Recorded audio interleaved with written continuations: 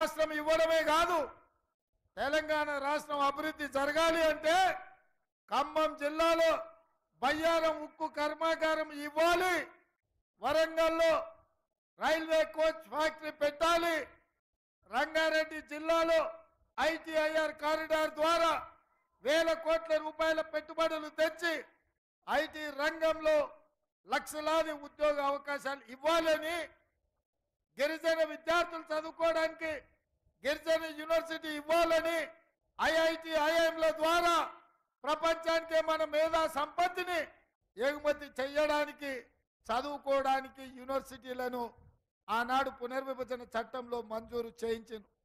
కానీ దురదృష్టవశాత్తు నరేంద్ర మోడీ గారు ఈ దేశానికి ప్రధానమంత్రిగా బాధ్యత చేపట్టిన తర్వాత ఆయన గుజరాత్ తప్ప ఏ రోజు కూడా తెలంగాణ గుర్తు రాలే. తెలంగాణకి ఇవ్వాలన్న ఆలోచన కానీ ఆనాడు చట్టబద్ధంగా మనకిచ్చిన హక్కులను కానీ ఏ రోజు పట్టించుకోలే. ఇదే కాదు, సాగునీటి ప్రాజెక్టుల్లో కాళేశ్వరం ఎత్తిపోతల జాతీయ ప్రాజెక్టు కానీ లేకపోతే పాలమూరు రంగారెడ్డి ఎత్తిపోతల పథకాన్ని జాతీయ ప్రాజెక్టుగా తెలంగాణకి ఇవ్వాలన్న ఆలోచన భారతీయ జనతా పార్టీ చేయలేదు. మరి ఇవాళ అటు వినోద్ రావు అయినా ఇటు బండి సంజయ్ అయినా ఏమి చేయలేదు, ఏమి ఇవ్వలేదు తెలంగాణకు. మొన్న జరిగిన శాసనసభ ఎన్నికల్లో 10 సంవత్సరాలు తెలంగాణను పట్టి దోసుకున్న పీడ చీడ బిల్లా రంగాలను బండకేసి కొట్టిండ్రు, 100 మీటర్ల గోతి తీసి పెట్టిండ్రు. బిర్లా రంగాలంటే ఎవరో కాదు, హరీష్ రావు, కేటీఆర్. ఇవాళ బీఆర్ఎస్ అంటేనే బిల్లా రంగ సమితి. ఎందుకంటే దోపిడీలకు దొంగతనాలకు వీళ్ళకు ఆదర్శం బిల్లా రంగాలే. అందుకే ఇవాళ వాళ్ళను మొన్న డిసెంబర్లో జరిగిన శాసనసభ ఎన్నికల్లో వాళ్ళను మన కార్యకర్తలు ఓడించి కాంగ్రెస్ పార్టీని గెలిపించారు.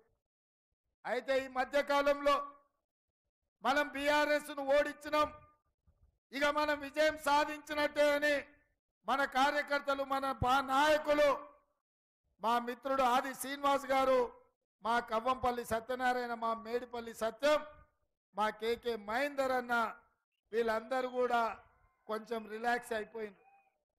కానీ నేను మా నాయకులకు, మా కార్యకర్తలకు ఒక మాట చెప్పదలుచుకున్నా.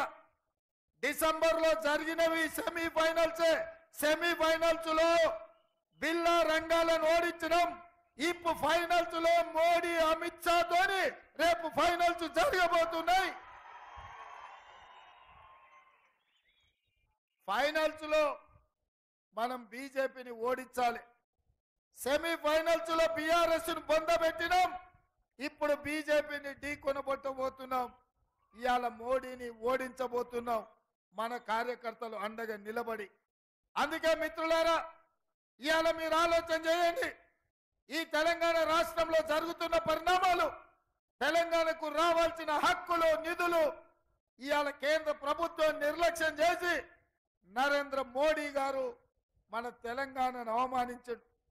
మన పార్లమెంటు బడ్జెట్ సమావేశాలలో తెలంగాణకు నిధులు ఇవ్వలేదని మేము అడిగితే ఆయన తెలంగాణ రాష్ట్ర ఏర్పాటు ప్రక్రియనే తప్పు పట్టిండు, తెలంగాణ రాష్ట్ర ఏర్పాటును అవమానించాడు. నరేంద్ర మోడీ పార్లమెంట్ సాక్షిగా తల్లిని చంపి బిడ్డను బతికించిండ్రు, పార్లమెంటు తలుపులు మూసి తెలంగాణ బిల్లును ఆమోదించిండ్రు అని ఒక ప్రధానమంత్రిగా మాట్లాడాడు. నేను అడుగుతున్నా భారతీయ జనతా పార్టీ నాయకులను, బండి సంజయ్ని, ధర్మపురి అరవింద్ను తెలంగాణ రాష్ట్ర ఏర్పాటు ప్రక్రియనే అవమానించి మనకు అన్యాయం చేసిన నరేంద్ర మోడీకి తెలంగాణ రాష్ట్రంలో ఓట్లు అడిగే హక్కు, నైతికత ఉన్నదా అని నేను అడుగుతున్నా. మా రాష్ట్రాన్ని అవమానించి నువ్వు మమ్మల్ని వచ్చి ఓట్లు అడుగుతావా? మా ప్రాంతానికి నిధులు ఇవ్వని నువ్వు, మా ప్రాంత అభివృద్ధిని అడ్డుకున్న నువ్వు మా తెలంగాణను ఎట్లా ఓట్లు అడుగుతావని నేను ఈరోజు మీ ద్వారా బీజేపీని ప్రశ్నిస్తున్నా. అందుకే మిత్రులారా, ఇవాళ ఆలోచన చేయండి. ఆయన ఉన్నాడు ఈడ సిరిసిల్లలో, ఆయన ప్రపంచంలో అన్ని మాట్లాడతాడు. కోనసీమ నుంచి చిత్రసీమ వరకు ట్విట్టర్లో మాట్లాడతాడు, ట్విట్టర్ చిల్లు.